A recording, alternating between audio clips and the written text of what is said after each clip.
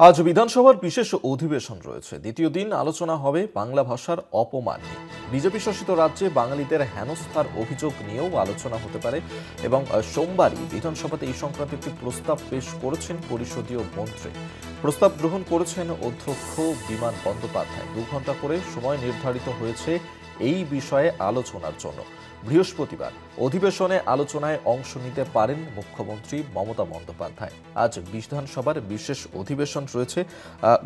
3 দিনের এই বিশেষ অধিবেশন শুরু হয়েছে গতকাল থেকেই এবং এই যে বিশেষ অধিবেশন তাতেই রাজ্য সরকার ভিন রাজ্যে বাংলাভাষীদের ওপর নির্যাতনের অভিযোগে প্রস্তাবও এনেছে। বিধানসভার কার্যবিবরণীর 169 ধারা অনুযায়ী প্রস্তাবটি উত্থাপন করেন পরিষদীয় মন্ত্রী শোভনদেব চট্টোপাধ্যায়।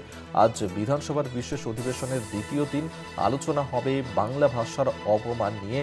বিজেপি শাসিত রাজ্যে যেভাবে বাঙালিদেরকে হেনস্থা করা হচ্ছে সেই অভিযোগই উঠেছে এবং সেই সংক্রান্ত বিষয় নিয়ে আলোচনা হবে। আমরা এই বিষয়ে আরো জানবো। দেবাশিস সেনগুপ্ত আমাদের সঙ্গে সরাসরি রয়েছেন প্রতিনিধি নিউজ রুম থেকে। দেবাশিস, দেখো, বাংলা ভাষায় কথা বললেই ভিন বিজেপি শাসিত রাজ্যগুলোতে বাঙালিদের উপর অত্যাচার হচ্ছে এবং সেক্ষেত্রে সমস্ত নথিপত্র দেখানো সত্ত্বেও বাংলাদেশি বলেও আখ্যা দেওয়া হচ্ছে, অনেক ক্ষেত্রে আটকে রেখে দেওয়া হচ্ছে, অত্যাচার করা হচ্ছে, তাদের উপর তাদের পরিবারের কাছ থেকে মোটা টাকা জরিমানা বাবদ অর্থ নেওয়া হচ্ছে। এ নিয়ে আমরা দেখেছি রাজ্যের মুখ্যমন্ত্রী তথা তৃণমূল সুপ্রিমো মমতা বন্দ্যোপাধ্যায় বাংলা ভাষা নিয়ে কিন্তু তিনি রাস্তায় নেমেছেন। ভাষাকে যেভাবে অপমান করছে বিজেপি শাসিত রাজ্যে, মূলত অভিযোগের দিক যে বাংলা ভাষার কথা বললেই তাদের উপর নানান রকম আক্রমণ নেমে আসে, তা নিয়ে কিন্তু প্রতিবাদ জানিয়েছেন, মিছিলও করেছেন এবং বিভিন্ন জায়গায় কিন্তু ইতিমধ্যেই তার দল অর্থাৎ তৃণমূল সুপ্রিমো মমতা বন্দ্যোপাধ্যায় তার দল তৃণমূল সেই নির্দেশ অনুযায়ী বিভিন্ন জায়গায় বিভিন্ন জেলায় কিন্তু শনিবার এবং রোববার করে সেখানে কিন্তু প্রতিবাদ সভা হচ্ছে। কলকাতায় গান্ধী মূর্তির পাদদেশে শনিবার এবং রোববার 2টো থেকে 4টে এবং আগাম তৃণমূল কংগ্রেসের সে জায়গায় আমরা দেখেছি গতকাল যখন রাজ্য বিধানসভার অধিবেশন শুরু হয়েছে, বিশেষ অধিবেশন, আর ঠিক সেই সময় দেখা গিয়েছে সেনাবাহিনী, অভিযোগ হচ্ছে যদি সেনাবাহিনী সেই মঞ্চ অর্থাৎ যে বাংলা ভাষার অস্মিতা নিয়ে প্রশ্ন তুলে যে প্রতিবাদ মঞ্চ তৈরি হয়েছিল সেই মঞ্চ ভেঙে দিয়েছে সেনাবাহিনী এবং সেই জায়গায় দাঁড়িয়ে থেকে অভিযোগ হচ্ছে যে রাজ্যের এবং কেন্দ্রের ক্ষমতাসীন দল তাদের অঙ্গুলি হেলনে কিন্তু প্রতিবাদ সভা ভেঙে দেওয়া হয়েছে, এমনটাই অভিযোগ কিন্তু সরাসরি করেছেন। কিন্তু ঠিক সেই আবহে কিন্তু আজই কিন্তু বিধানসভায় সেই প্রস্তাব নিয়ে আলোচনা হবে। বাংলা ভাষার যে অমর্যাদা করা হচ্ছে, বাঙালিকে যেভাবে রাজ্যে হেনস্থা করা হচ্ছে এবং সেক্ষেত্রে যে প্রস্তাব আছে, প্রস্তাব এনেছেন গতকালই আমরা দেখেছি, সেই প্রস্তাব নিয়ে এসছেন সরকারের পক্ষ থেকে পরিষদীয় মন্ত্রী শোভনদেব চট্টোপাধ্যায়।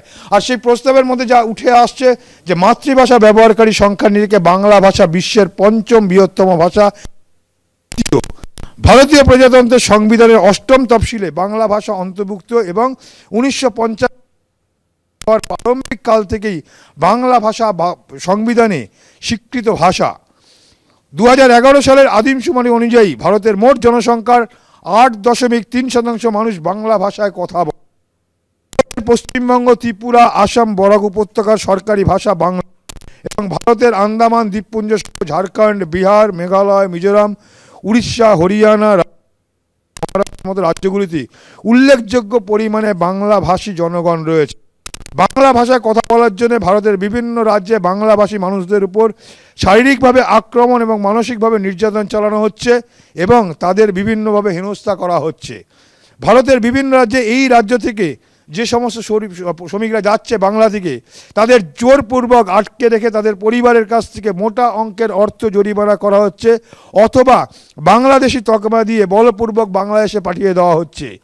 দেশের বৃহত্তম শাসক দল দেশের বিভিন্ন রাজ্যে বাংলাভাষী মানুষদের উপর এই অমানবিক আচরণের প্রত্যক্ষভাবে ও পরোক্ষভাবে মদত দিচ্ছে এবং বাংলা ভাষাকে বাংলাদেশি ভাষা বা বিদেশি ভাষারূপে অভিহিত করে সকল বাংলাভাষী মানুষকে বহিরাগত বলে চিহ্নিত করা একটি ঘৃণ্য চক্রান্ত চালাচ্ছে।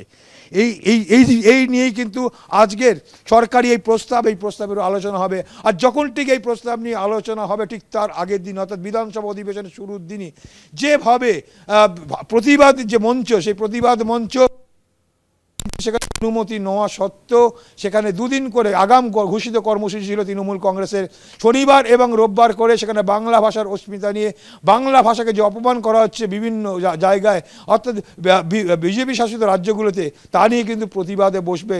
বিভিন্ন জেলায় যেমন হচ্ছে, ঠিক কলকাতাতেও কিন্তু সেই গান্ধী মূর্তির পাশে সেই সভামঞ্চ হয়েছিল, যে সভামঞ্চ না জানিয়ে ভেঙে দেওয়া হয়েছে, এমনটাই অভিযোগ করেছে শাসক দল তৃণমূল কংগ্রেসের পক্ষ থেকে। গতকাল তৃণমূল সুপ্রিমো মমতা বন্দ্যোপাধ্যায় ঘটনাস্থলে গিয়েছিলেন এবং তিনি স্পষ্ট জানিয়েছেন যে এই যে তাদের যদি আপত্তি থাকতো তাহলে আগাম তাদের জানাতে পারতো, তাদের মন্ত্রী রয়েছে তাদের জানাতে পারতো, সেখানে পুলিশ কমিশনারকে জানাতে পারতো, কাউকে না জানিয়ে কিন্তু সেটা ভেঙে দেওয়া হয়েছে। যদিও ভেঙে দিলেও কিন্তু সেই প্রতিবাদ কিন্তু থেমে থাকবে না। আজ থেকে আজকে কিন্তু সারা রাজ্য জুড়ে সেই প্রতিবাদ বেরাবে, মিছিল বেরাবে। বাংলা ভাষায় অস্মিতা, বাংলা কথা বললে যেভাবে অপমান করা হচ্ছে বাঙালিদের ভিন রাজ্যে, বিশেষত বিজেপি শাসিত রাজ্যে, তা নিয়েই কিন্তু রীতিমতো সরব হয়েছে বাংলার মানুষ। যেমন রাজ্যের শাসক দল তারা তারা তারা বাংলার মানুষের পাশে আছে, আর সেই বার্তা দিতেই কিন্তু তারা ইতিমধ্যেই রাস্তায় নেমেছে এবং প্রতিবাদ জানাচ্ছে। এবং আজও সেই সারা রাজ্য জুড়ে সেই প্রতিবাদ হবে। এবং যেমন কর্মসূচি ছিল নির্বাচনের আগে পর্যন্ত, বাংলা ভাষা নিয়ে যেভাবে বাংলাকে অপমান করা হচ্ছে, মূলত কেন্দ্রের শাসক দল সেখানে বিজেপি যেভাবে বাংলার মানুষকে হেয় করার চেষ্টা করছে, বাংলা ভাষায় কথা বললেই তাদেরকে আটকে রেখে দেওয়া হচ্ছে, ডিটেনশনকে পাঠিয়ে দেওয়া হচ্ছে, কাউকে বা বাংলাদেশেও পাঠিয়ে দেওয়া হচ্ছে, এই অভিযোগ কিন্তু ইতিমধ্যেই কিন্তু সরব হয়েছে। এবং সেই জায়গায় সিআইআর চালু করে সেখানে এনআরসির নাম করে সেখানে বাংলা ভাষাকে আরও বেশি করে কোণঠাসা করার যে চেষ্টা কেন্দ্রীয় সরকারের, বা বলা যেতে পারে প্রকারান্তে কেন্দ্রের শাসক দলের, তার বিরুদ্ধে কিন্তু ইতিমধ্যেই কিন্তু মানুষকে সচেতন করতে এবং পরিষ্কারভাবে তৃণমূল সুপ্রিমো বা রাজ্যের মুখ্যমন্ত্রী জানিয়ে দিয়েছেন যে কখনো যখন সার্ভের নাম করে যদি কেউ আসে তথ্য চায়, তথ্য দেবেন না। কেন ইতিমধ্যেই জানো যে বিহারে এসআইআরের নাম করে প্রায় 65 লক্ষ মানুষের নাম বাদ দিয়েছে, যাদের মধ্যে সেখানে সংখ্যালঘু মানুষ, সেখানে তপশিল জাতি, আদিবাসী সম্প্রদায়ের মানুষদের নাম কিন্তু বাদ পড়েছে, যাদের কাছে অনেকের কাছে বৈধ কাগজপত্র থাকা সত্ত্বেও।